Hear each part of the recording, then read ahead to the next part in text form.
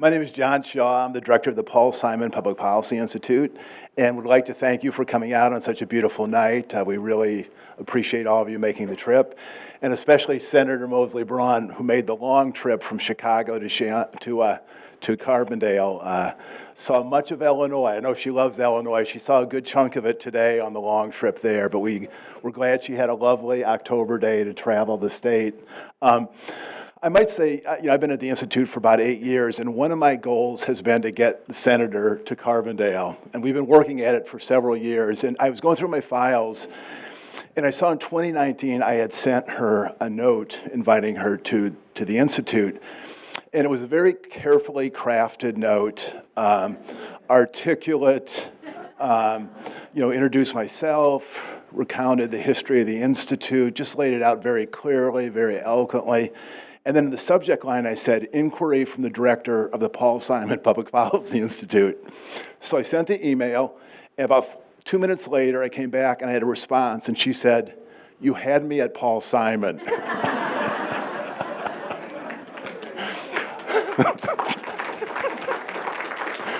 That's shaped some of my pitches going forward about the best way to introduce myself and to invite people to Carbondale.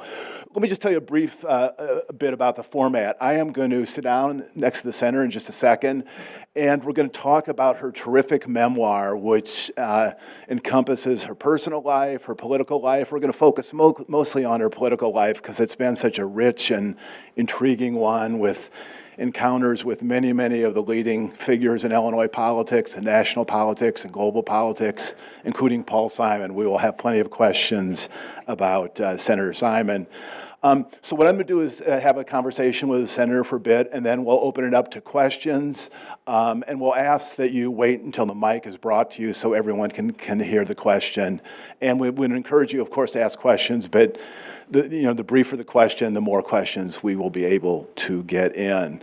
And also, if you would not mind silencing your phones, that would be good, so we would all have a quiet and distinguished conversation. So I'm going to join the senator and look forward to a great conversation. So thank you for making the trip. We really appreciate it. And let's maybe start out with the memoir. In your note, you said this was a long time in coming.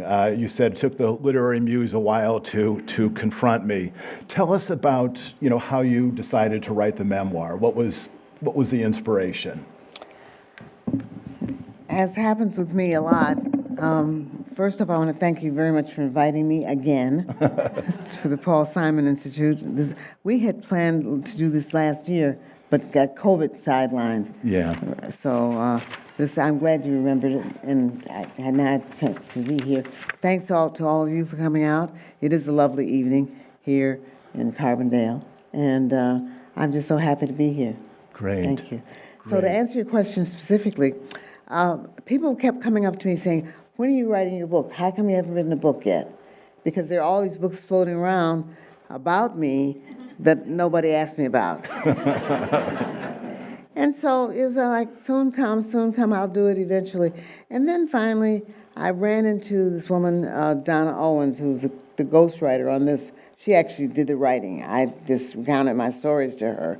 And I met Donna in Florida, and she said, I'd be happy to write this book with you. And I hired her. That's how it came about. It just kind of basically the drip of people saying, insinuating that I was being lazy, not writing on it, But when in fact it was just a matter of just hadn't gotten around to it. I mean, I was a single mother while I was in the Senate. Even when I was ambassador, I was a single woman raising a son. And so I had other things to do rather than writing a book. Right. Well, one chapter I'd like to maybe start out with, there's a very rich and intriguing part of the book about your family and your parents and grandparents and all. But I wanted to focus, maybe more on the political career. And this was, I think, maybe early in college or late in high school. In the summer of 1966, you have a chapter called Marching with a King. Tell the story about marching with Martin Luther King in Chicago and the difficulties that ensued. I think your mom had said don't go because she was worried about violence. My mother actually worked at a hospital that was not far from where the march was taking place. And she knew a lot about the area, and she said, no, don't go, it's going to be a mess, you're going to get hurt, and so you should stay away from there. And so I would drive her to work in the mornings, and so this morning, particular morning, I drove her to work, and I said, I'm going to go. I was a teenager, right? So that's what teenagers do. You disobey your parents. So I disobeyed her and went on to the march anyway. And I'm so glad. It shaped my life thereafter. I'm so glad that I did because it made a huge difference for me. Dr. King was able to model for me some behaviors that I had not even thought about. But and that made a huge difference. And actually, a couple of stories didn't make it into the book. I'm going to tell you one story. We're marching down the street, and first off, some of the people who were veterans of the marches in the South were there for this march. And so the guy who was marching next to me, he got hit in the head with a rock, and the blood started coming down his face. He just took a rag and put it up there and stopped it. So I was terrified and freaked out. It's like, but then there was a little boy, not little, but my age, a teenager standing on the sideline screaming, "Semi-humans, go home! Semi-humans, go home!" I looked at him and said, we made eye contact. I said, "You mean semi, don't you?" He said, "Oh, thanks." So those two stories didn't make it in the book, but they were really important to me at the time. Yeah. Yeah. Great. Well, let's talk about your college years, because you began at the University of Illinois in Champaign. You finished up at the University of Illinois in Chicago just as it was starting, and now it's just this, large institution. But talk about going from Chicago to Champaign, and also your encounter with a cow that provided you some company. The cow was my best friend my first year in college. Yeah, so, the University of Illinois had not expanded like it is now. So Van Doren, which was the dorm in which I stayed, was right on the edge of a cornfield. And there was a herd of cows out there. And so I went to the window, and this one cow caught my eye, and she would come over, and I'd feed her, which was probably a mistake. So I kept feeding this cow, and she'd show up every day for food. I knew it wasn't about me, it was about the food. Yeah. But anyway, we became best buddies. I kept looking, if I didn't see her in the morning, I knew something was wrong. But anyway, what happened there was I got sick, as you know, in the middle of the semester, and wound up going home, and my mother nursed me for a couple of weeks. And once I got better, I went back to Illinois in Chicago. Right. And that was really kind of a transformative time, wasn't it? I mean, It was a very vibrant period in your life. Talk about that a little bit, if you would. Well, if you think about it, I mean, I've been blessed to have been born at a time where there's lots of changes going on in the world. The change in the status of women, change in the status of black people. I mean, I lived through those things. There was all kinds of changes that I was able to participate in directly. And so I'm very grateful for that. But back to the University of Illinois, it was a new school. And when I recovered, my mother said, well, you can always go right here and stay home, and you don't have to go so far away if you want to enroll down here. And I did. I went and enrolled at U of I in Chicago, which turned out to be a really good thing. It was the basic of my first campaign. I didn't know this was my career path, but a fellow by the name of Tony Podesta, I don't know if anybody knows Tony, but anyway, asked me if I would run for secretary of the Action Party. And I was like, what's the Action Party? He said, we do stuff for students. So it's okay. So I wound up being candidate for secretary of the Action Party, and we won. A whole slate of us won student government. And so that was my very first campaign, now that I think about it. And I won that campaign, little thinking that it was ever going to have any relevance to the rest of my life, but it turned out to be a pivotal moment for me. And I was able, not only from the Action Party, but then I stayed in touch with the Podestas, both Tony and John, who's the president's chief of staff, for those of you who know that. Both of them, two brothers, and they became fast friends over the years. Well, then you went to the University of Chicago Law School, and then began a legal career with a small firm in Streeterville on the near north side. first part was becoming an assistant United States attorney. Well, okay, I was going to tell about the interview you had with the U.S. Attorney for the Northern District of Illinois by the name of James Thompson. Jim Thompson. Tell the story about that. I had no idea that Jim Thompson, I didn't know him, right? And so I go in for my interview, and there's a stock question that they ask and any applicant. Is there anything about you that we need to know that might be embarrassing to you or to the government? And so I sat there and I was like, I wasn't expecting the question, but when he asked it was kind of like, well, I guess I have to fess up. So I looked at him, at Thompson, and said, yeah, there's one thing. He said, well, what's that? I said, I'm living with a guy. And then I hung my head and said, he's white. And Thompson almost came across the desk. Said, oh, that's all right.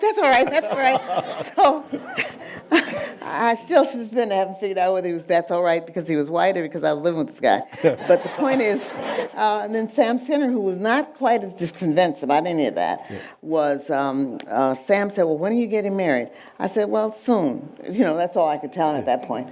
And it turned out that Mike and I got married like a couple of months later. Okay. And you were just like 26 or so, and you worked in the U.S. Civil Division. Civil Division, right? Yeah. Well, let's talk about running for state representative. This was in 1978, is that right? Mm-hmm. And you were in the 24th District, and it was a different system then, and I think some believe a better system where you had 3 representatives from each district. So you oftentimes had 2 from one party and, the third from another party. And so you had, I remember I was living in Springfield at the time, and there were some amazingly impressive Republicans from Chicago districts that could never have been elected if it was just, but talk about, and then in your particular district, it was Barbara Flynn Curry and Bernie Epton, who went on to run against, I think, Harold Washington, didn't he? So talk about your Springfield years as you look back on those. Well, again, I didn't think, I had not, in spite of the Action Party, I had not focused on being political or having a political career ever. So, but in this situation, there was a neighborhood demonstration up the street in Jackson Park trying to save the bobolinks, who are these little rice birds from South Carolina. They weren't supposed to be in Chicago at all. So anyway, I had my son Matt was 2. He was still in the baby stroller. So I'm pushing him in the stroller, and we come upon this group of people protesting for the bobolinks. And Matt's in the carriage, and I joined up with a group that was protesting, trying to protect the park district, the parks. And so I said, well, this sounds interesting. What are you guys doing? And they explained to me what they were doing. And I said, well, I'll join. Somewhere there's a picture of me with a sign that says, Park District, no, bobolinks, yes. But I don't know where I haven't found it. But in any event, so I got involved with that protest. And because of my activity in that, some of the people came up to me and said, our state representative is about to retire. We think you'd be good in that position. I didn't know from anything about the state legislature. In fact, I went down the street to the library to look up what the job description was. And so it was Bob Mann, as it turned out. He was retiring. And I went and talked to Bob Mann and to Leon Dupre about whether or not they thought there was any sense to this. And it turned out that they were pretty tough questioners. They grilled me about what my intentions were and what would I do as a state representative. And I answered them honestly. And as it turned out, they were encouraging, but not really. What really did it was this one guy who lived in the neighborhood, who really is a very famous pundit, who said, don't run, you can't possibly win. The blacks won't vote for you because you're not part of the Chicago machine. The whites won't vote for you because you're black. And nobody's going to vote for you because you're a woman. My first thing was, where do I sign up for this job? It's like, so that's how it came about. And so with that, I decided I was going to just go for it, and I did. And I came in first. Great. And so in the course of the decade, I mean, you rose through the ranks, you became the assistant majority leader, and also critically served as a key lieutenant for Mayor Washington, Harold Washington, when he was the mayor of Chicago and you were sort of his point person in Springfield. Talk about that. And also, Harold Washington is someone who has maybe not enough students know about him, what really an important figure he was in Chicago history and Illinois history. So play off that if you would, Senator. Well, I knew Harold Washington because I'd volunteered to work for Senator Dick Newhouse, and he and Harold Washington were close friends. And so because of my work for Dick Newhouse, I wound up knocking on doors for Harold. Harold was in a tight re-election battle. His kind of lifelong nemesis was determined to get him out of the legislature at that point. And so we knocked on doors and got the vote out for him. And then when it was over, that was my introduction to Harold Washington. But when it was over, I hadn't expected anything. I wasn't looking for anything from it. But Harold then remembered me when he became mayor of Chicago and decided he wanted me to be his floor leader in Springfield, which is what I did. And so I became the assistant majority leader as a result of that, and wound up carrying the. You remember, for those of you who remember, that was a time when there was a huge racial battle in Chicago around the first black mayor. And so you had the Verdoli Act 29, you had all these efforts to try to stymie Harold Washington, including taking the Park District from him, the airport from him. I mean, they let out the stops. And as it turned out, and there I was, my responsibility was to Katie bar the door. So I was trying to bar the door and to keep things from not falling apart in Chicago. And I succeeded pretty much. We were able to get the votes, and Harold was able to keep these people. So council wars never made it in Springfield for that reason.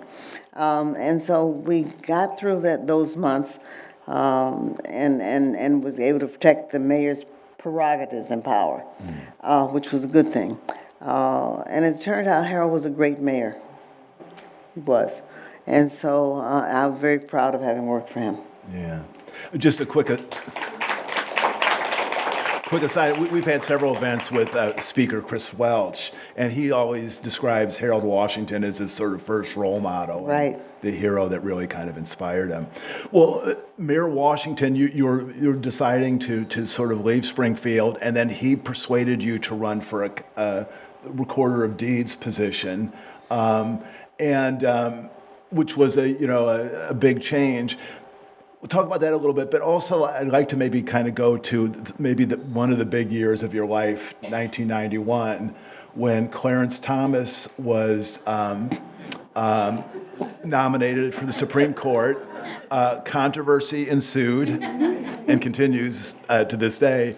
And Illinois' junior senator, Paul Simon, voted against him, but the senior senator, Alan Dixon, voted for Clarence Thomas. And then you started thinking about, and he was up in 1992. So talk about the lead in to the 1992 campaign. Well, let me first put a plug in here and say something I had intended to say at the beginning of my remarks. I could not have asked for a better senior senator than Paul Simon. He was wonderful. On all the issues, he was good on the issues, he was good to me personally. I mean, I could not have asked for better. And it's funny, because even just last night, I saw a program about the trails, the railroads to trails, bike trails. And remember, he did the Midland Nature Center.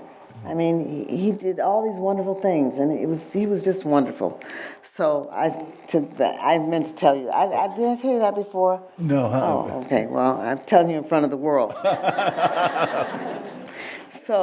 But Paul was wonderful to me, and so I talked to Paul about it, and he was not going to vote for Clarence Thomas.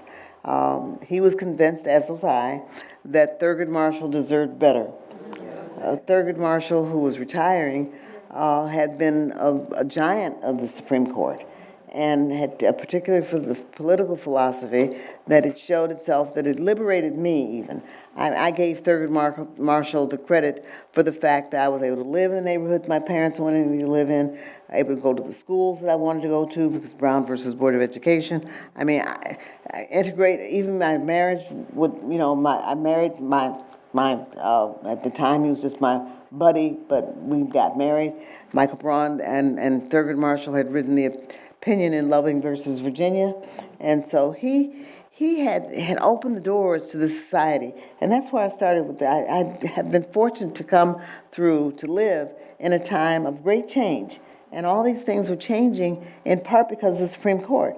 And so I was indebted to Thurgood Marshall for his leadership there. And I just did not see Justice Thomas as being a suitable replacement. And so having talked to Paul, found out where he was going to be on the issue, talked to a lot of other people. It looked like Thomas was going to make it through and was going to get confirmed. And even down to and including on the Judiciary Committee, I mean, I think Joe voted against him, but I think Joe Biden even was not being as forceful as I would have expected. So anyway, with that, when it looked like when the vote was taken, and Alan Dixon voted for Thomas, that was it. I was like, okay, where do I sign up for this job? I mean, it's like, no, this is not acceptable. And I just thought Thomas would do more harm than he did good, and so, it was something that I felt strongly about. And I was blessed to actually come through that race and to win because the people of Illinois felt much the same way. In fact, this is another story that didn't make it in the book. I got a letter from Belleville, Illinois, around these parts. And I have no idea who wrote it and who this person was. But the guy started off the letter saying, I'm a white male, middle-aged white male, and I think you would do a good job in the Senate. And I think you'd run for that position. Well, I didn't know this person at all. I don't know why they were motivated to send me the letter, unless the Lord told them to send it. I mean, how it happened, I don't know. But I know I got this letter, and I'm carrying it saying, oh, this is curious. Why is this happening? So I said, maybe this is a sign that I need to get off my duff and go for it. So I decided to throw my hat in the ring for the Senate, and people looked at me and told me even that I was crazy. I mean, I got all kinds of brickbats, like she totally lost her mind, called me delusional, what is wrong with you? Why you think you can be in the Senate? And I thought, well, why not? I said, I've got the credentials, I've got the qualifications, I've been Mayor Washington's floor leader, why couldn't I do this job? So I threw my hat in the ring, and lo and behold, it came out.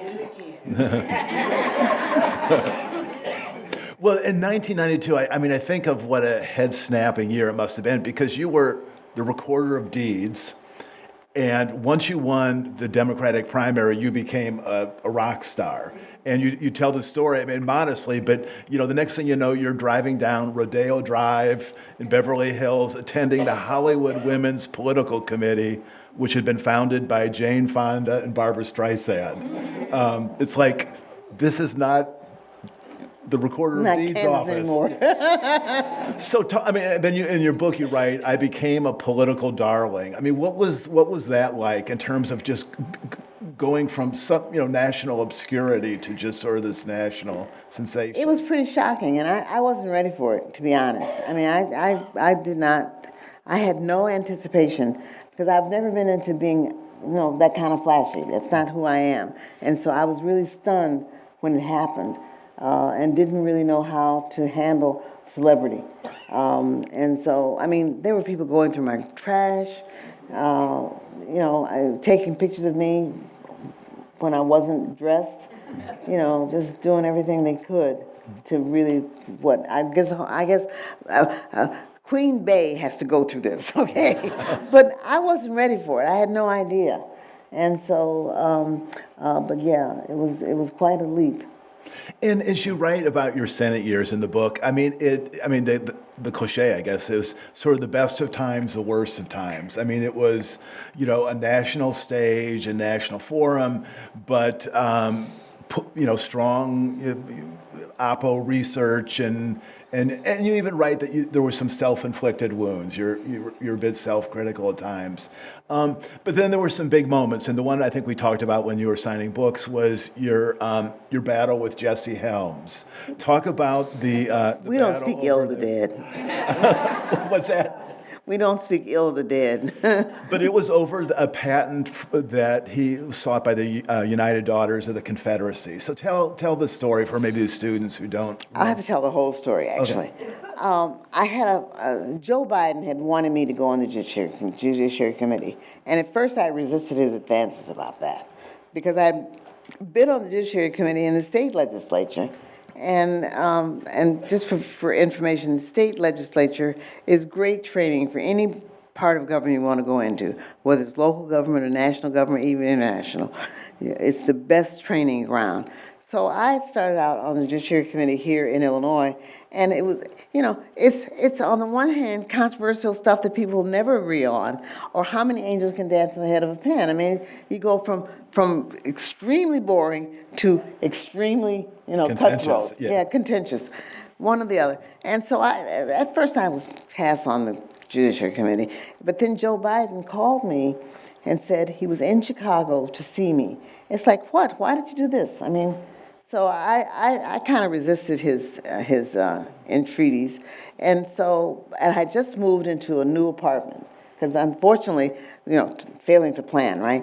So I had sold my house, my apartment, and it was almost Christmas. It was like New Year, like November, and so at this point my son was all of 11 years old. He's looking forward to Christmas and Santa, all of that. And so I'm thinking, what am I going to do now? I got to find some place to live. So I managed to get an apartment. A friend of mine actually owned a building that had all these magnificent apartments in it. So I rented that for like 3 months. And so I said to Joe, I had all of my stuff in boxes. And so when Joe Biden called me and said he was coming through Chicago to see me, I go, well, why did you do that? And he explained that he wanted to talk to me about the Judiciary Committee. I said, oh, boy. I said, that's okay. I'm not interested. He said, no, just hear me out. So fine. Turns out he was at the airport when he called me. So it was like 20 minutes later, he shows up at my front door.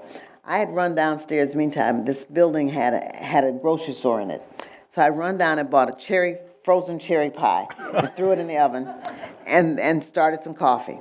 So Joe came in, and we wound up having cherry pie and coffee while he talked about the merits of the Judiciary Committee, why it's important.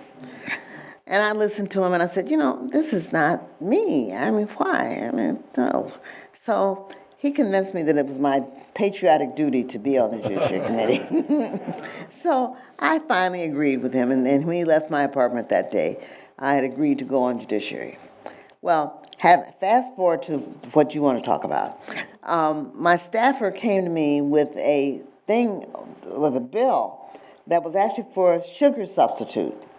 And apparently, Helms had stuck a rider on the bill for the Confederate flag.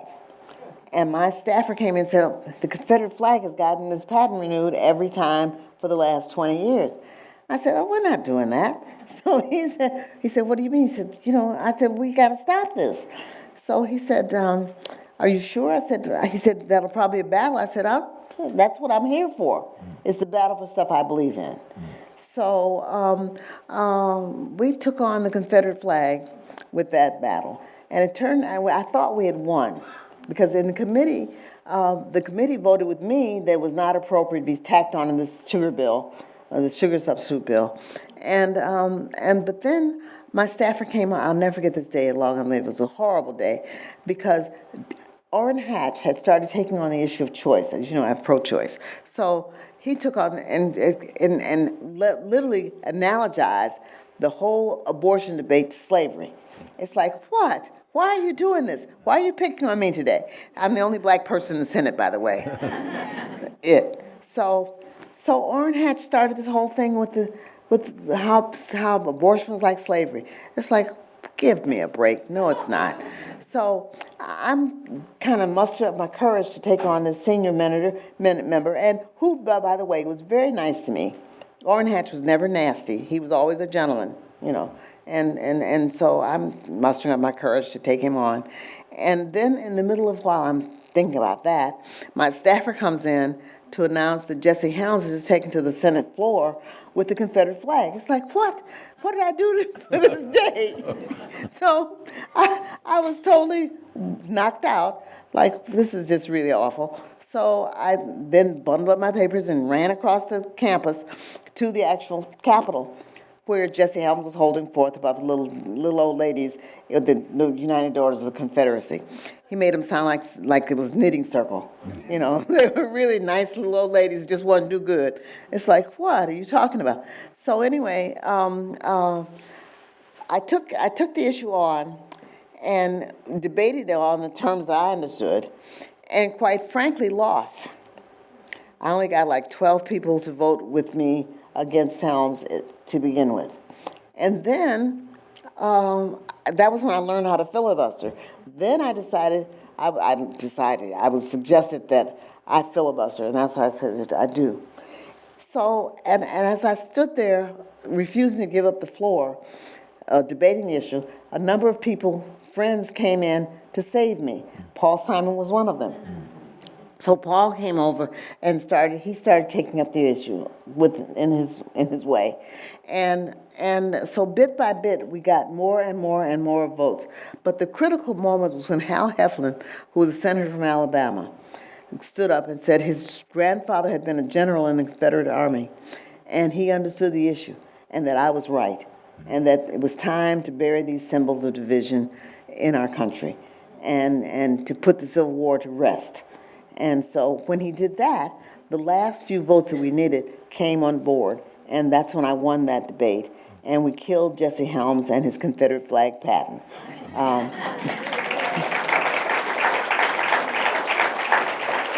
So that's how that happened, and you know, Helms never let me forget it, you know.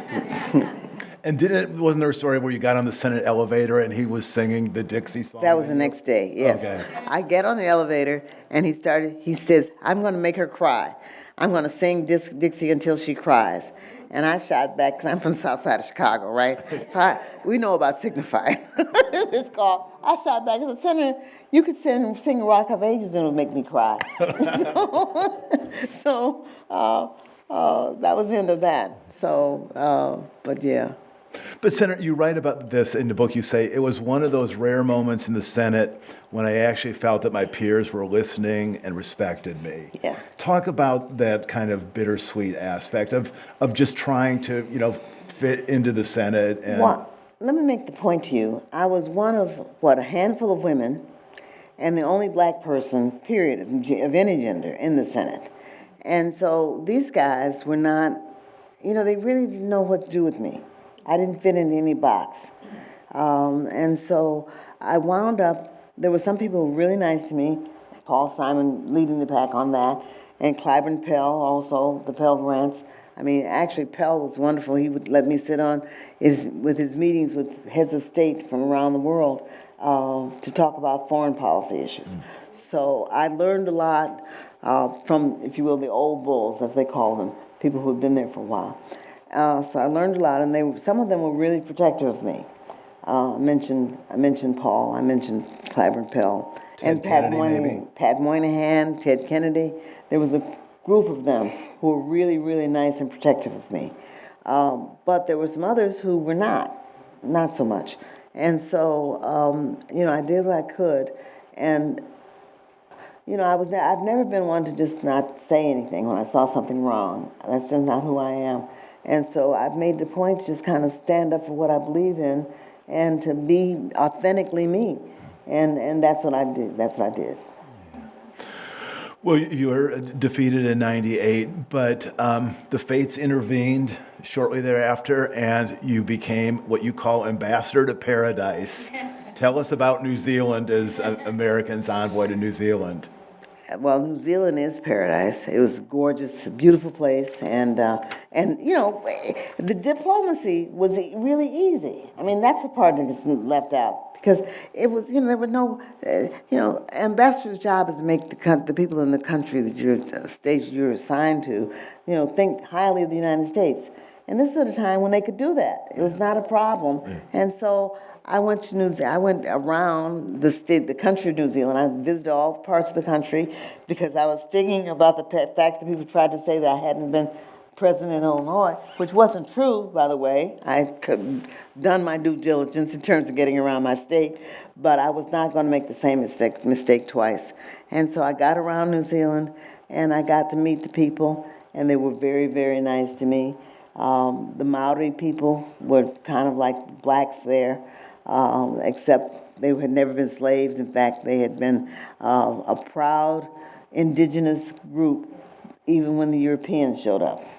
And so, in fact, I was made honorary Te Atiawa. That's my tribal affiliation.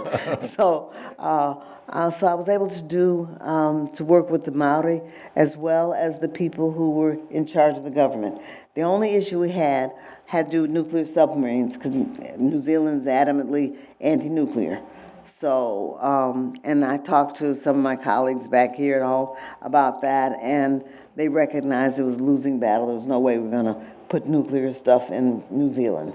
But yeah, so that was the only diplomatic faux pas, the only issue that we had, only problem that we had, was the nuclear submarines. And I got past that. Even John McCain forgave me. John McCain, who was, as military as you're going to get, right? And his family had been in the Navy for generations.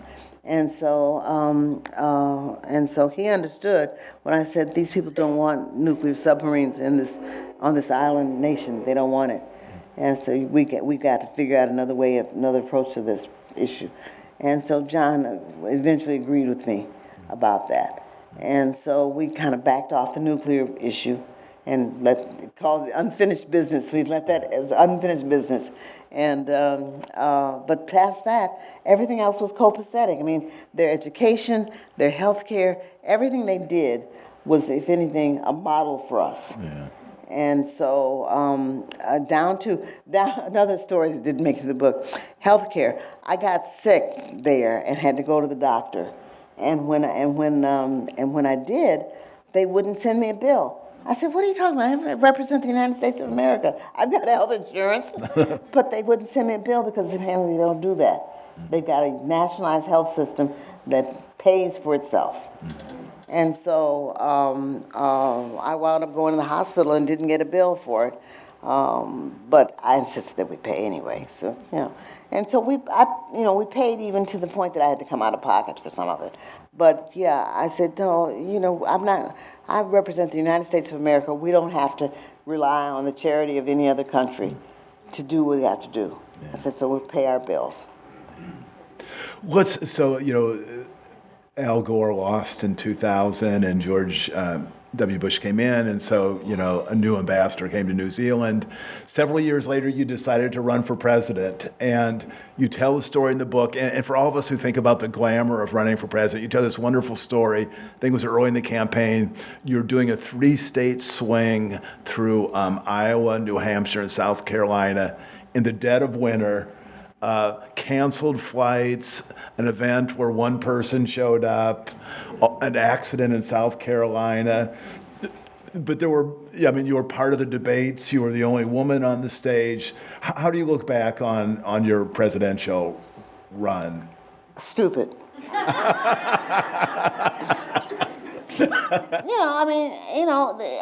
had no money. I had no credibility as a presidential candidate. People looked at me like I lost my mind. And so I was kind of swimming upstream, I was swimming upstream the entire time with no money. And it was very difficult. I was sleeping on people's couches and, just trying to make it out of whatever pennies I could scrape together. But I could not be competitive because we didn't have the money to compete. And unfortunate thing about our political system is that it does take money. And if you don't have it, you really are kind of messed up, which is what happened with me. And so it was a mistake in that regard. I'm glad I did it because I really got a different view of the country. I got to go around the country and meet people that I didn't know and listen to conversations that I'd never heard before. So it was a real great learning experience in that regard, but it did not make a whole lot of logical sense. Talk about your business venture. That was an intriguing, it was a decade-long effort. Describe. Little company, between New Zealand and the presidential run, I got into organics. Remember, this gentleman here said they tried to teach me about farming. But the fact is that I had gotten interested in farming as an issue because of Illinois. And the truth is that our food supply was so compromised that I thought that I could contribute in that way. And so at that point, I figured I was out of public life. So I started a small company. Good Food Organics was the name of it. And some of the geniuses who do that stuff renamed it Ambassador Organics. But the fact is, I actually got into some big store chains. We were in Jewel, Osco, and Mariano's, and on Amazon. So I was able to sell the products elsewhere, and they were all over the place, frankly. And it was biodynamic organic, which is organic plus. And so it was not only clean food, but raised consistently with biodynamic principles, which was kind of like old-fashioned. It was like the agriculture my great-grandmother used to practice. You know, so not only no pesticides, but using what was there in nature to actually grow healthier food. And that's what biodynamics does. And my little company lasted 11 years, so we did okay, yeah. We're going to go to audience questions in just a second, but I want to just talk for a second about one chapter in your book called Letter to My Grandchildren. And I want to read a sentence or two and just have you expand. You say, this is your advice to your grandchildren. Relish the life you have fun, bring sunshine into the lives of others, be an unabashed do-gooder, and do something to uplift our collective well-being. Don't get overwhelmed by life's twists and turns, and remember you are not alone because every person on this planet faces challenges. Talk about that chapter and what message you wanted to convey. I have the most magnificent grandbabies, okay? They're 7 years old now, and they're twins. It's a boy and a girl. And they're very different personalities, but they are wonderful. And that's what this letter was about. And I hope that I've given them some idea that it's important to stay curious about this life and be kind to other people and do the best job you can. My mother's expression was, do the best job you can where you're planted. You know, whatever it is you're doing, do the best you can do at that, whatever it is. And you can't go wrong if you do that. And so that's what that letter was supposed to convey. Before we go to the question, I have to say, you have a school named after you in Calumet City. What is that like to, pretty cool to have? It was very cool, except that, the story that didn't make it into the book. I went to the opening of the school, the Carol Moseley Braun Elementary School, and there were two little boys who were like 8 years old walking down the hallway. And one turns to the other one and says, "Hey, there goes Carol Moseley Braun." And the little boy turned around and said, You mean she's not dead yet?" Not dead yet, so here I am. Oh, great. Well, let me turn it to you and ask you to ask. I have some more questions, but I'll turn it to you and ask questions of the senator. If you can make them relatively brief, we could get more questions in. And if you could wait for the microphones to be delivered so people can hear it. So, questions. Senator, I'll let you call on the audience since. Yeah. Yeah, let's get a microphone right here if we could, please. Just if you could wait just 10 seconds as Will comes. I was torn. I didn't know. I wanted to ask you a question about Ambassador Harris, but I'm going to start with you were the ambassador to New Zealand and Samoa. And so I want to know how you shifted from policymaking. I know you talked about how you got involved with the Foreign Committee, but what did you learn and what did you have to unlearn to be successful at what you did? I had to learn how to basically tamp down my own ego investment and understand that I was there representing my president and my country. And those are two different things. So even if I had a personal position on an issue, it didn't matter because I was there doing a job as a representative of somebody else, of all of you, and of the president, who was then Bill Clinton.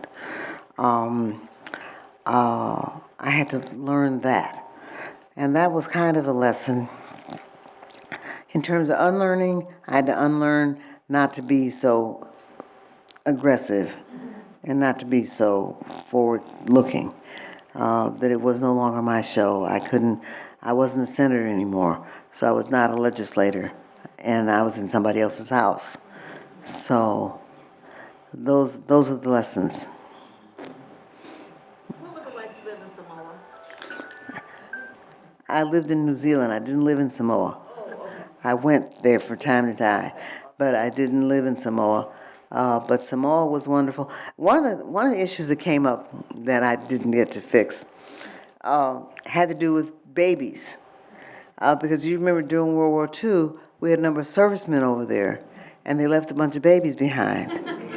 And quite frankly, I was appalled that our immigration laws did not make those children U.S. citizens. And I tried to get the State Department to grant them at least a path to citizenship, and they wouldn't do it. And so I ran into a brick wall with the State Department on that one. And I don't know if they've ever fixed it. I don't think they have. But it just, to me, it's just a real stain on our national whatever reputation.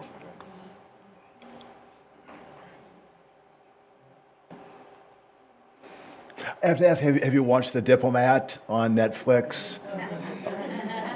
It's really good. A little,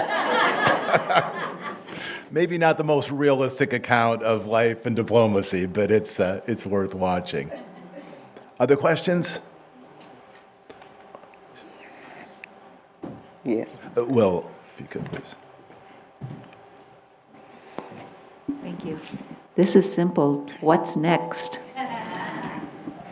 I'm flunking retirement, so I'm trying to get over that. I'm trying to retire for real, but not doing a real good job of that.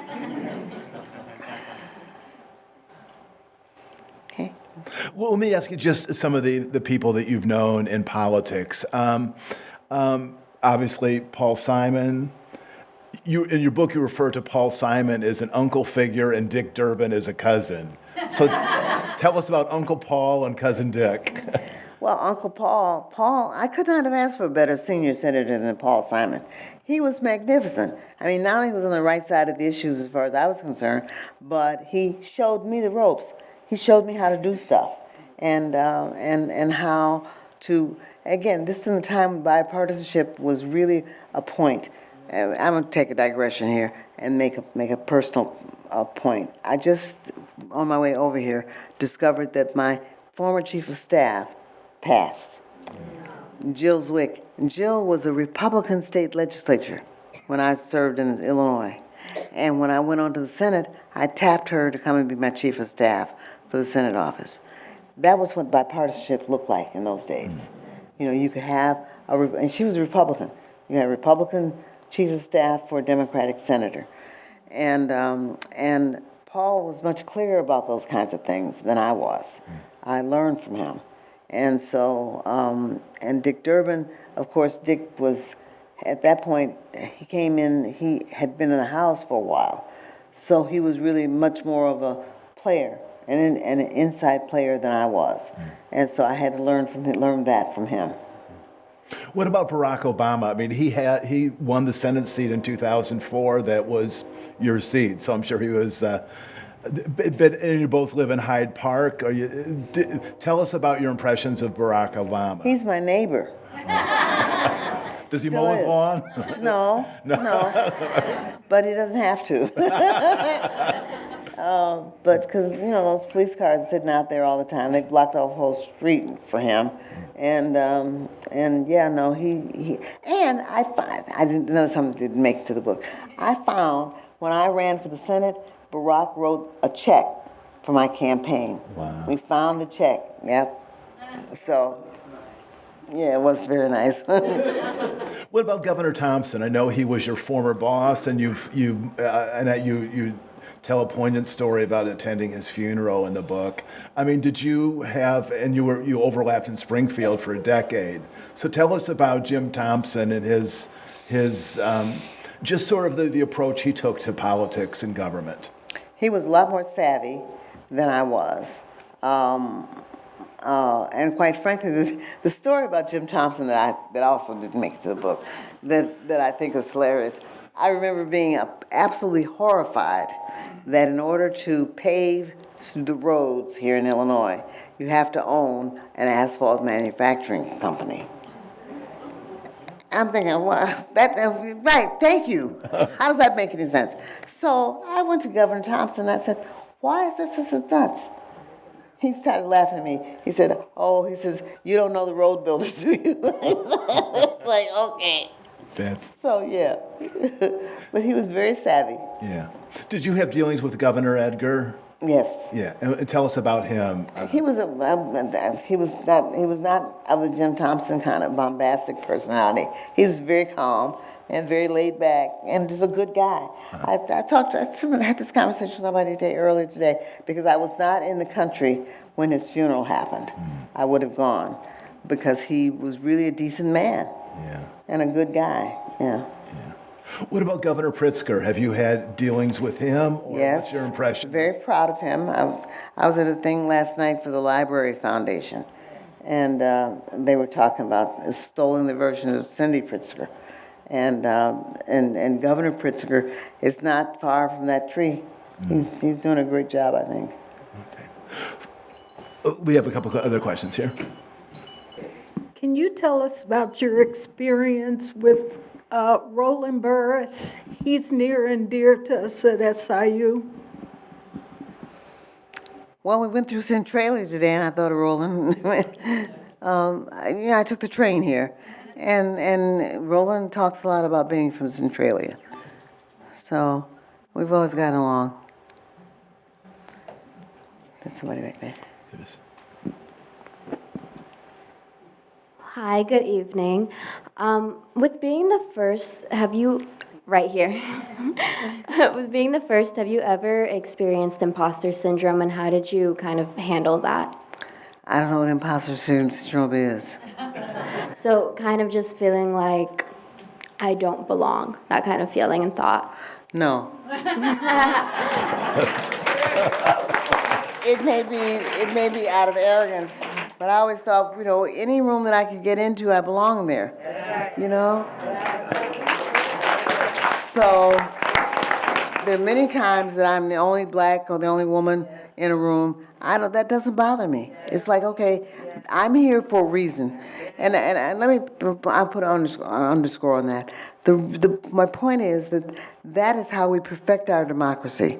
We get people from all different walks of life, all different sets of experiences, to participate in the debate and to engage in making our government work. And I've always thought that was my job, was to be authentically me, authentically black, authentically a female, and this is the point of view. Another story that's making the book. I was the first woman in history to be on the Senate Finance Committee. And on the committee, there was one of the fellows thought it was a good idea to put a co-payment on Medicare. There is a co-payment, but on mammograms, that's what I meant to say. A co-payment on mammograms. I wound up raising my hand and said, it may not matter you guys, you don't have boobs, but the fact of the matter is, breast cancer kills lots of women in your district, in your state. This is a problem for women across the board. You need to be more sensitive than this to put a tax on women's health. And you could almost see the light bulbs go off around the room. It dawned on them that this was going to be a tax on women's health. But yeah, so imposter, no. I've always, like I said, out of arrogance or whatever, just felt if I'm in the room, I belong there.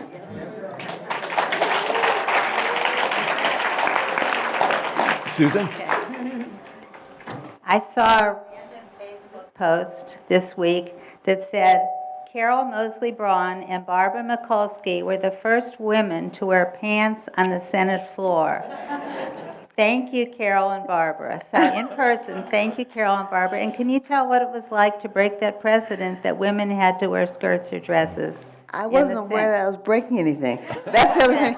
You know, a lot of the Senate rules are not written down. I mean, these are all just kind of word of mouth. And so I had no idea that there was something wrong with wearing a pantsuit to the Senate floor. I just went to work and I thought I was cute that day, you know, so I'm dressed up to the nines, I thought. And when everybody starts whispering, all the clerks, you know, whispering around, like, what is going on? Turns out that wearing the pants was a breach of some unofficial, unwritten rule. And my attitude was, this is crazy. You all have fallen pants. What's the problem? Yeah. So, and it turned out that it was, you know, it made headlines because it was so against, quote, the unwritten rules, but it was okay because women have been wearing pants to the Senate ever since.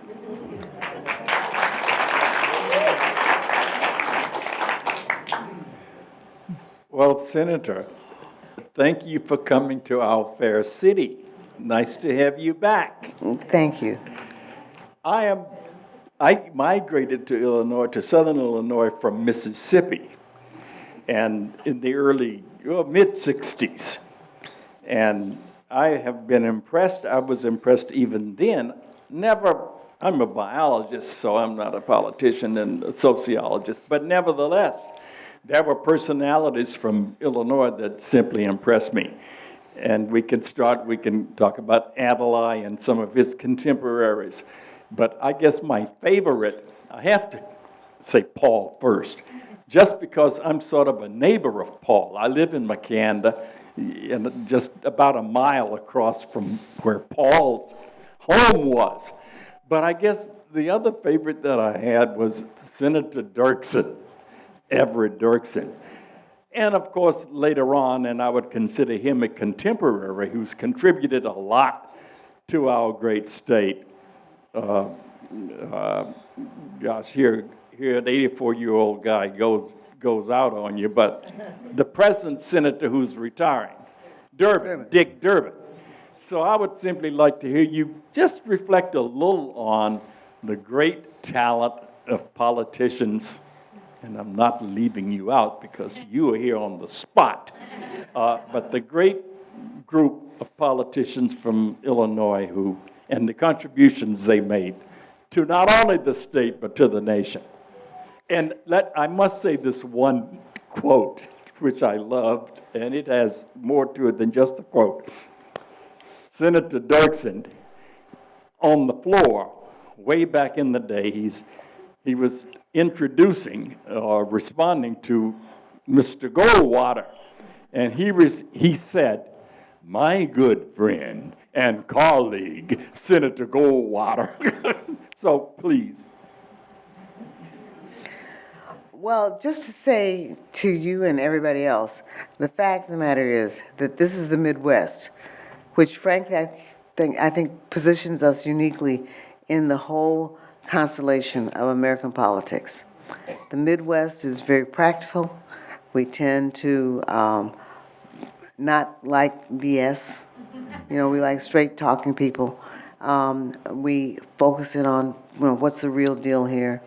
And I really think that makes a difference in the national debates. We're not as flashy as California. We're not as sophisticated as New York, but we are right down the middle. And I think that's what makes a difference for us. Great. Maybe one more question.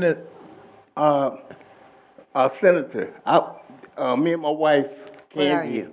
right? Okay. We were never so proud when you was elected. That's one of the few times I cried like a baby. Oh. I was just in shock and proud. But one thing, when I heard about Jesse Helms and them guys, I said, "Oh, here we go," you know. And me and my wife, when you talked about the elevator scene, my wife looked at me and started laughing because I remember saying to her, I was off of work that day, and we were watching CNN when that happened. I said, man, I wish I was on that elevator when he started singing Dixie.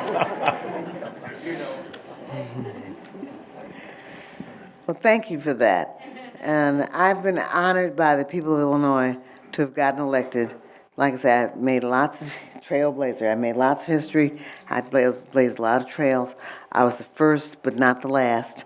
I'm happy to report that the Senate now has more women than it has ever had, including black women. And so, you know, we have made a difference. The state has made a difference in the debates, the national debates of the country, and I all for the good. Whether it was Adlai Stevenson or Paul Simon, to go down the list, or Everett Dirksen. I'm too young to remember Dirksen, except that, you know. Well, yeah, right. But Dirksen was before my time, but at the same time, what I've read about him in terms of reading the history, sounds like he made a difference for good in terms of the passage of the Civil Rights Acts. And so, so whether Dirksen or Paul Simon or Dick Durbin or Tammy Duckworth, you know, all of our people have been good people, and we've contributed mightily to the welfare of this country, and I'm proud of that. Thank you all. Well, Senator, thank you so much for coming. It certainly was worth the wait to get you here, and we hope to have you back. So thank you so much. Thank you.